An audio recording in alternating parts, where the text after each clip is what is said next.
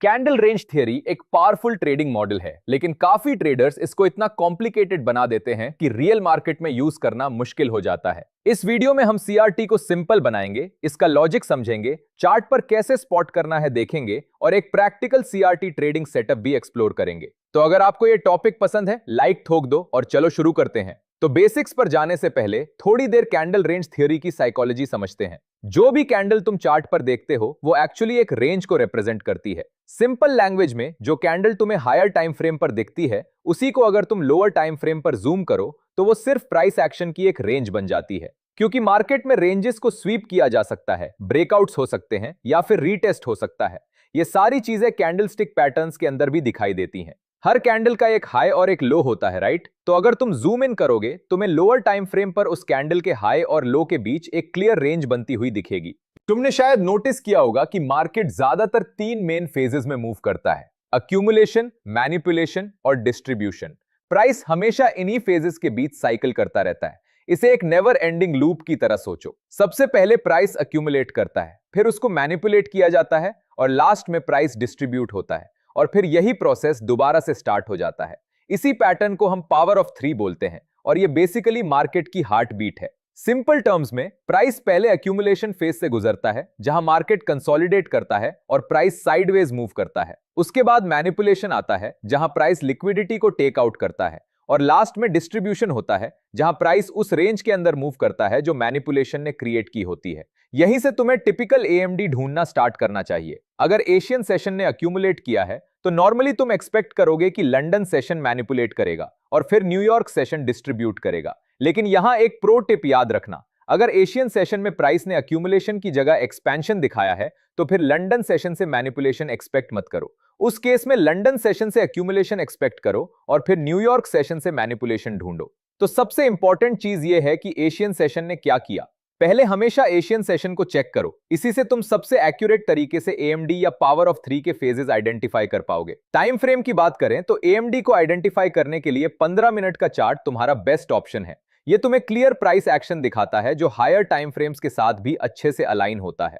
इस स्ट्रैटेजी का basic structure usually 3 candles पर बेस्ड होता है और हर कैंडल का अपना एक इंपॉर्टेंट रोल होता है। पहली कैंडल रेंज डिफाइन करती है, दूसरी कैंडल स्वीप क्रिएट करती है, तीसरी कैंडल एंट्री प्रोवाइड करती है। चलो इसे स्टेप बाय स्टेप एक कॉन्सेप्ट की तरह समझते हैं।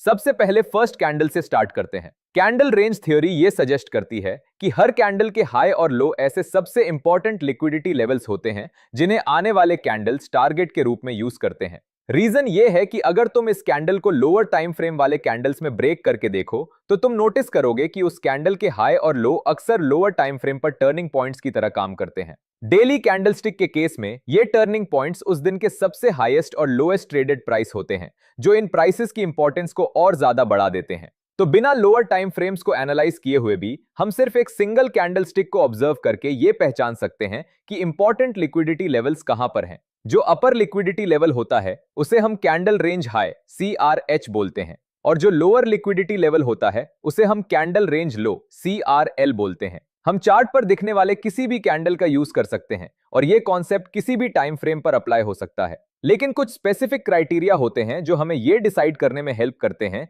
कि कौन सा कैंडल आइडियल है यूज करने के लिए, जिसके बारे में हम वीडियो के आगे वाले पार्ट में बात करेंगे। अब अगर second candle candle range high के ऊपर वाली लिक्विडिटी को अटैक करे और तुरंत रिवर्स हो जाए तो हाई प्रोबेबिलिटी होती है कि अगला टारगेट कैंडल रेंज लो के नीचे वाली लिक्विडिटी होगी। दूसरे शब्दों में कैंडल रेंज के ऊपर से ये लिक्विडिटी स्वीप ये सिग्नल देती है कि मार्केट की डायरेक्शन अब बदल सकती है और प्राइस रेंज के ऑपोजिट एंड पर लिक्विडिटी को ढूंढने की कोशिश करेगी। अगर इसके ऑपोजिट हमें यह दिखे कि सेकंड कैंडल कैंडल रेंज के ऊपर क्लोज हो जाती है तो potential candle range theory setup invalid हो जाता है। इसका रीजन यह है कि अब ज्यादा चांसेस हैं कि मार्केट ऊपर की तरफ ही पुश करता रहे, बजाय इसके कि वो फर्स्ट कैंडल की रेंज के लो को टारगेट करे। लेकिन अगर सारे क्राइटेरिया मीट हो जाते हैं और second candle candle range high के ऊपर क्लोज करने में फेल हो जाती है तो हम थर्ड कैंडल पर एक पोटेंशियल शॉर्ट सेटअप ढूंढ सकते हैं, जहां हमारा टारगेट कैंडल रेंज लो होगा। अब तक हमने जो सीखा है उसे सॉलिडिफाई करने के लिए चलो देखते हैं कि मार्केट में हमें अलग अलग कैंडलस्टिक बेस्ड सीआरटी मॉडल्स किस तरह मिल सकते हैं। उसके बाद हम रियल चार्ट एग्जांपल्स भी देखेंगे। सबसे ऊपर से शुरू करते हैं। यह पहला सिनेरियो सबसे क्रिटिकल सीआरटी मॉडल है जो हाई प्रोबेबिलिटी ऑफ सक्सेस देता है। क्यों? क्योंकि ये एक्यूमुलेशन, मैनिपुलेशन और डिस्ट्रीब्यूशन, इन तीनों फेजेस को सिर्फ 3 कैंडल्स के अंदर परफेक्टली कैप्चर करता है। इन्हीं 3 कैंडल सीक्वेंस को हम पावर ऑफ 3 कहते हैं। अब मान लो कि हमारे पास एक perfect sell side liquidity pool है जो इस बुलिश कैंडल के बिल्कुल नीचे मौजूद है। तो आगे क्या होता है कि प्राइस ऊपर की तरफ पुश करता है और एक्यूमुलेशन फेज में एंटर करता है। फिर प्राइस रेंज के हाई को टेक आउट करके मैनिपुलेशन करता है। आखिर में प्राइस डिस्ट्रीब्यूशन फेज में चला जाता है, जिससे सिग्नल मिलता है कि price likely sell side liquidity की तरफ नीचे की ओर चलता रहेगा।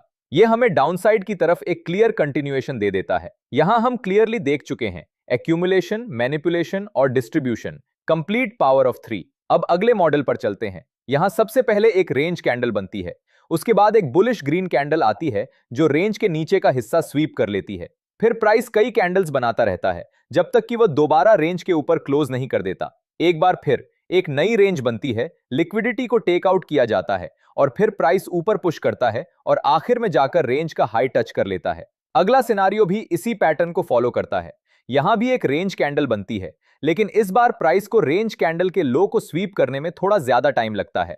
लेकिन जैसे ही स्वीप पूरा होता है, प्राइस तुरंत डायरेक्शन बदलती है, सीधा रेंज के हाई की ओर बढ़ती है और उसके ऊपर क्लोज कर देती है। बाकी सब कुछ वही पैटर्न फॉलो करते हैं जो हमने अभी तक के एग्जांपल्स में डिस्कस किया है। चलो अब कुछ एग्जांपल्स देखते हैं। ये एक 4 घंटे की कैंडल है। हम इंतजार करते हैं ये देखने के लिए कि प्राइस किस साइड को ब्रेक करता है। और जैसे तुम देख सकते हो कि प्राइस ने कैंडल का हाई लिया और फिर उसके नीचे क्लोज हो गया। इससे हमें हमारा सीआरटी हाई मिल जाता है। अब इस पॉइंट पर हम एक्सपेक्ट करते हैं कि मार्केट नीचे मूव करेगा सीआरटी लो की तरफ। इसके लिए हम 15 मिनट की चार्ट पर जाते हैं। यहां हमें एक मिटिगेशन ब्लॉक और एक फेयर वैल्यू गैप दिख रहा है और सेटअप बिल्कुल सिंपल है। एंट्री फेयर वैल्यू गैप के अंदर लो, स्टॉप लॉस स्विंग हाई के ऊपर रखो, टारगेट सीआरटी लो रखो। और जैसे तुम देख सकते हो प्राइस सही तरीके से सीआरटी लो तक चला गया। अब चलो एक बुलिश एग्जांपल देखते हैं। सबसे पहले प्राइस ने प्रीवियस कैंडल का लो स्वीप किया, जिससे हमें सीआरटी लो और सीआरटी हाई दोनों मिल जाते हैं। उसके बाद हम लोअर टाइम फ्रेम पर जाते हैं ये रीजन ढूंढने की प्राइस ऊपर क्यों जाएगा, जहां हमारा टारगेट सीआरटी हाई होता है। 15 मिनट की चार्ट पर सबसे पहले दिखता है कि प्राइस ने लिक्विडिटी स्वीप करके स्ट्रक्चर को ऊपर की तरफ ब्रेक किया और इसी के साथ प्राइस फेयर वैल्यू गैप के अंदर बैठा है। लेफ्ट साइड देखो तो वहां एक इनवर्स फेयर वैल्यू गैप भी है। जब एफवीजी और आईएफवीजी ओवरलैप करते हैं तो वो एरिया बैलेंस्ड प्राइस रेंज बन जाता है। यहीं से हम एंट्री लेते हैं। Stop loss balanced price range के नीचे रखो, टारगेट सीआरटी हाई रखो और जैसा कि दिख रहा है टारगेट हिट हो गया। चलो नेक्स्ट एग्जांपल देखते हैं। ये डेली चार्ट है। प्राइस ने कैंडल का लो स्वीप किया और उसके ऊपर क्लोज कर दिया। इसका मतलब अब हमारी एक्सपेक्टेशन है कि मार्केट सीआरटी हाई की तरफ जाएगा। डेली सीआरटी को यूज करते हुए हम 1 घंटे की चार्ट पर एंट्रीज ढूंढते हैं। 1 घंटे की चार्ट पर साफ दिखाई देता है कि सीआरटी लो एक लिक्विडिटी स्वीप था। उसके बाद एक और इंपॉर्टेंट बात दिखती है, एक बेरिश फेयर वैल्यू गैप जिसे प्राइस ने पूरी तरह इग्नोर कर दिया और अब वो इनवर्स फेयर वैल्यू गैप बन चुका है। इसलिए हम एंट्री आईएफवीजी पर रखते हैं, क्योंकि जब प्राइस किसी एफवीजी को रिस्पेक्ट नहीं करता तो बाद में वो उसको रीटेस्ट लेवल के तौर पर इस्तेमाल करता है ऊपर जाने के लिए। स्टॉप लॉस सीआरटी लो के नीचे, टारगेट सीआरटी हाई रखो और प्राइस सीधे टारगेट तक चला गया। अब आखिरी एग्जांपल, प्राइस ने प्रीवियस कैंडल का लो स्वीप किया और उसके ऊपर क्लोज कर दिया। इसका मतलब है कि अब मार्केट सीआरटी हाई को टारगेट करेगा। सेटअप आइडेंटिफाई करने के बाद हम लोअर टाइम फ्रेम पर एंट्री का रीजन ढूंढने जाते हैं। अब एक छोटा सा गेम, अगर तुम सीआरटी हाई तक बाय करना चाहो तो तुम पॉइंट ए लोगे या पॉइंट बी? वीडियो पॉज करो और अपना जवाब कमेंट सेक्शन में बताओ। बेस्ट एंट्री पॉइंट ए है। अब समझते हैं कि पॉइंट ए बेस्ट क्यों था। सबसे पहले प्राइस हायर हाई और हायर लो बना रहा था। यह क्लियर सिग्नल है कि मार्केट ऊपर जाना चाहता है। फिर हमें ब्रेक ऑफ स्ट्रक्चर ऊपर भी दिखता है, जिससे कई फेयर वैल्यू गैप्स पीछे छूट गए। इस समय प्राइस डिस्काउंट जोन के एक एफवीजी के अंदर बैठा है और उसके साथ एक मिटिगेशन ब्लॉक भी है। ये दोनों मिलकर इसे एक स्ट्रॉन्ग बाइंग जोन बनाते हैं। तो ट्रेड सिंपल है, एंट्री मिटिगेशन ब्लॉक से, स्टॉप लॉस उसके नीचे, टारगेट सीआरटी हाई रखो और जैसा दिख रहा है टारगेट हिट हो गया। तो अब तुम क्लियरली देख सकते हो कि ये एक प्रॉफिटेबल स्ट्रैटेजी है। लेकिन ध्यान रहे, इसे किसी भी रैंडम टाइम फ्रेम पर ट्रेड नहीं किया जाता। टाइम फ्रेम अलाइनमेंट बहुत जरूरी है और सीआरटी को तुम दूसरी कॉन्फ्लुएंसेस के साथ कंबाइन करके और भी स्ट्रॉन्ग ट्रेड्स ले सकते हो। तो अगर तुम्हें टाइम फ्रेम्स के बारे में जानना है और इफेक्टिव सीआरटी स्ट्रैटेजीज चाहिए तो कमेंट सेक्शन में बता देना। बस इतना ही था traders. Thanks for watching the video. उम्मीद है कि तुम्हें यह इंफॉर्मेटिव और यूजफुल लगा होगा। सब्सक्राइब बटन दबाना मत भूलना और साथ ही बेल आइकन भी ऑन कर देना ताकि तुम हमारे लेटेस्ट वीडियोस से हमेशा अपडेटेड रहो। तुम्हारा फीडबैक और सजेशंस हमारे लिए बहुत इंपॉर्टेंट है, तो नीचे कमेंट्स में जरूर बताना कि आगे कौन से टॉपिक्स पर वीडियोस देखना चाहोगे। तुम्हारे सपोर्ट के लिए दिल से थैंक यू और मैं तुमसे मिलूंगा नेक्स्ट एपिसोड में।